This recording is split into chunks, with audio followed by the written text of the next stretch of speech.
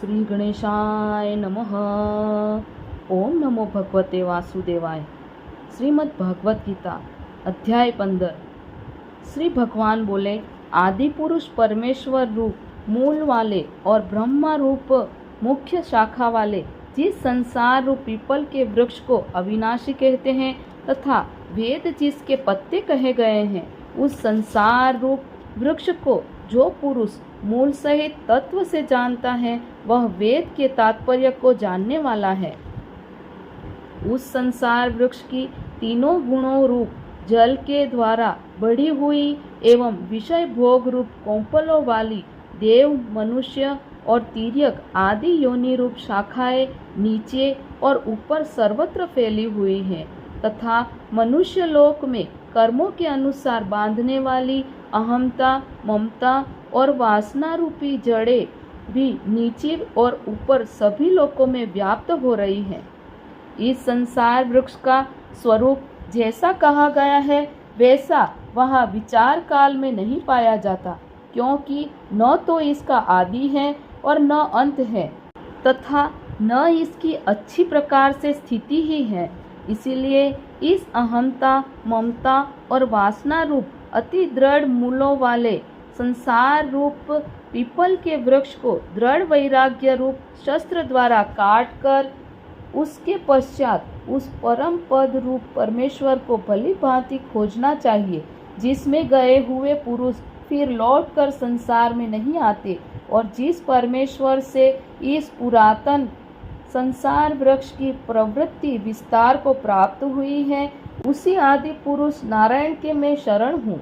इस प्रकार दृढ़ निश्चय करके उस परमेश्वर का मनन और निधिध्यासन करना चाहिए, जिनका मान और मोह नष्ट हो गया है, जिन्होंने आसक्ति रूप दोष को जीत लिया है, जिनकी परमात्मा के स्वरूप में नित्य स्थिति है और जिनकी कामनाएं पूर्ण रूप से नष्ट हो गई है। वे सुख दुख नाम के द्वंद्वों से विमुक्त ज्ञानी जन उस अविनाशी परम पद को प्राप्त होते हैं। जिस परम पद को प्राप्त होकर मनुष्य लौटकर संसार में नहीं आते, उस स्वयं प्रकाश परम पद को न सूर्य प्रकाशित कर सकता है, न चंद्रमा और न अग्नि ही वह मेरा परम धाम है।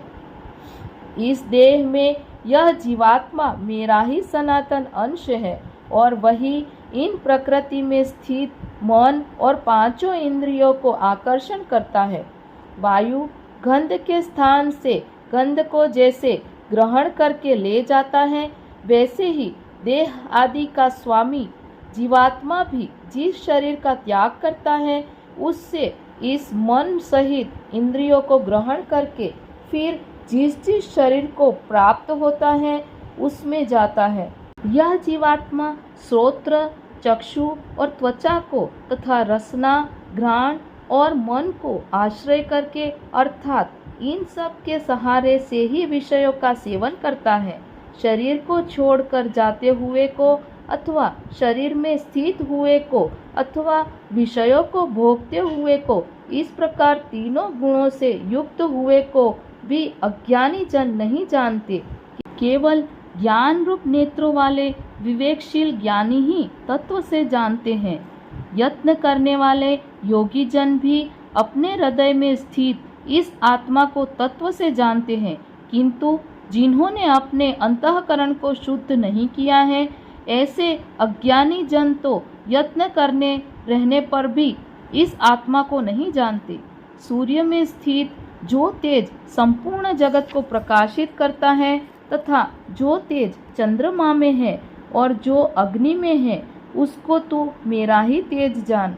और मैं ही पृथ्वी में प्रवेश करके अपनी शक्ति से सब भूतों को धारण करता हूँ और रस स्वरूप अर्थात अमृतमय चंद्रमा होकर संपूर्ण औषधियों को अर्थात वनस्पतियों को पुष्ट करता हूँ। मैं ही सब प्राणियों के शरीर में स्थित रहने वाला प्राण और अपान से संयुक्त वैश्वानर अग्नि रूप होकर 4 प्रकार के अन्न को पचाता हूँ। मैं ही सब प्राणियों के हृदय में अंतर्यामी रूप से स्थित हूँ तथा मुझसे ही स्मृति, ज्ञान और अपोहन होता है। और सब वेदों द्वारा मैं ही जानने के योग्य हूँ तथा वेदांत का कर्ता और वेदों को जानने वाला भी मैं ही हूँ।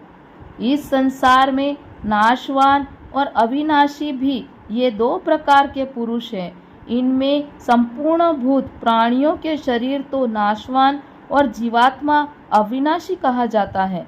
इन दोनों से उत्तम पुरुष तो अन्य ही है, जो तीनों लोकों में प्रवेश करके सबका धारण पोषण करता है।